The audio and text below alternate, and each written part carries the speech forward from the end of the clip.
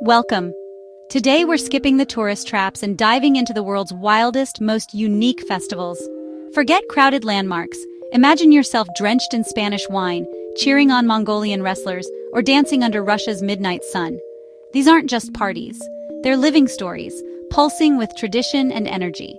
We'll journey from fiery Viking ships in Scotland to a monkey buffet in Thailand, exploring the world's most extraordinary celebrations. So, pack your imaginary bags. We're about to embark on a whirlwind tour of the planet's hidden festival gems.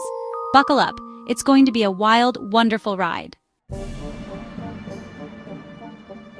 First stop, Haro, Spain, where wine isn't just for sipping, it's for throwing. Welcome to La Battaglia del Vino, the Battle of Wine. Every St. Peter's Day, thousands dressed in white march up a mountain, only to be drenched in red wine. The mayor leads a procession, a mass is held, and then chaos erupts. Buckets, water pistols, and sprayers. No one escapes the purple onslaught. Laughter fills the air as strangers become comrades in this joyful, sticky war. It's not just about the wine, it's about community. Locals and visitors alike join in, forging instant friendships. After the battle, everyone parades back to town, dripping and grinning. The party continues with music, dancing, and finally, wine in glasses. It's a celebration of life, friendship, and the glorious grape. Who needs a spa day when you can have a wine bath? This is Spain at its most exuberant, messy, unforgettable, and full of heart. If you want to experience true Spanish spirit, this is where you'll find it. So would you dare wear white to this festival? One thing's certain, you'll leave with stories and stains to last a lifetime. La Battaglia del Vino, where the only rule is to let go and join the fun. Salud! Next, we jet to Lopburi, Thailand, for the Monkey Buffet Festival. Here, thousands of macaques are treated to a feast fit for royalty.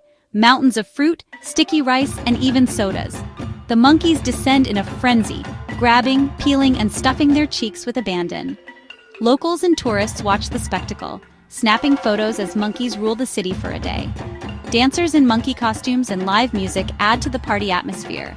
It's chaotic, hilarious, and rooted in gratitude.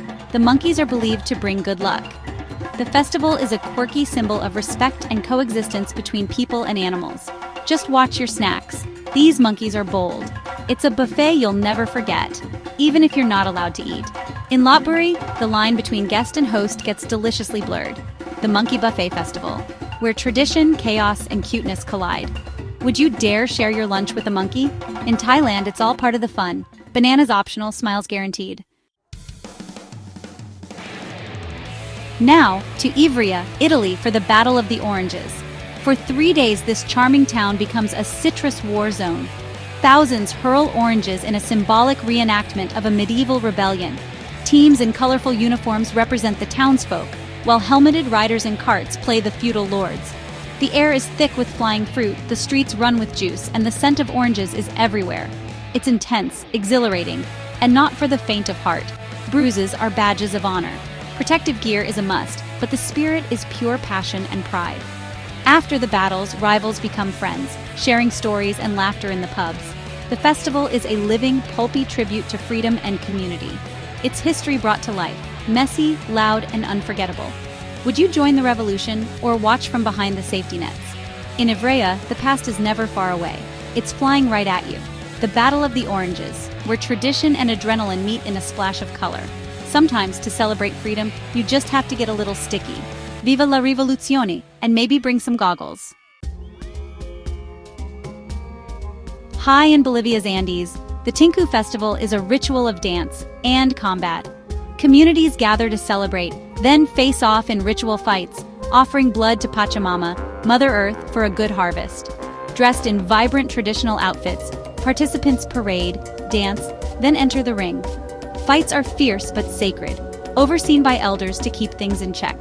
The goal isn't anger but balance. Blood spilled is an offering, not a grudge. Afterward, former opponents share drinks and embrace, their duty done. The Tinku Festival is a powerful blend of celebration, sacrifice, and spirituality. Outsiders may find it shocking, but for locals, it's a vital tradition. Here, violence and community are two sides of the same coin. It's a reminder. Every culture has its own way of honoring the land and each other. In Bolivia, sometimes that means a dance and a fist. Would you step into the circle? Time to get messy in Boryong, South Korea at the Mud Festival. What began as a marketing stunt is now a global party. Giant mudslides, wrestling pits, and mud marathons on the beach. People of all ages shed their inhibitions and dive into the goo, strangers becoming instant friends. Live music, K-pop, and fireworks keep the energy high from day to night. The mud is said to be great for your skin, but the real magic is in the laughter and play. No one looks cool covered in mud, and that's the point. It's pure, joyful chaos, a celebration of letting go. When the sun sets, the party moves to the ocean and beyond. The Boryong Mud Festival, proof that sometimes the best memories are the messiest. Ready to get dirty? Next, we ride to Mongolia for Naadam, the festival of the three manly games: wrestling, horse racing, and archery. It's a living link to Genghis Khan's era, celebrating strength, skill, and nomadic heritage. The opening parade is a spectacle of tradition and pride. Wrestling is the main event. No weight classes, just raw power and technique. Horse races stretch for miles across the steppe, with child jockeys guiding their steeds. Archery demands precision, with men and women competing and singing encouragement. Naadam is more than sport. It's Mongolia's soul on display. Watching these games, you feel history come alive. It's a festival of resilience, pride, and breathtaking landscapes. Would you test your skills on the steppe? In Mongolia, tradition is a living, thrilling adventure. Naadam, where legends are made. Up north in Scotland's Shetland Islands, Up Heli-A lights up the winter darkness. Volunteers spend a year building a Viking longship and hundreds of torches. The Geyser Jarl leads his squad in full Viking regalia through Lerwick, visiting schools and hospitals. As night falls, 1,000 torchbearers form a river of fire, parading to the ship. With a bugle call, torches fly, and the galley erupts in flames. A breathtaking, primal spectacle. The night continues with costumed squads performing skits and songs at parties across town. Up Heli-A is a tribute to Norse heritage, community spirit, and the power of light in the darkest months. It's history, theater, and bonfire rolled into one. Would you join the torchlit procession? In Shetland, winter ends with a roar. In Jember, Indonesia, fashion takes to the streets for the Jember Fashion Carnival.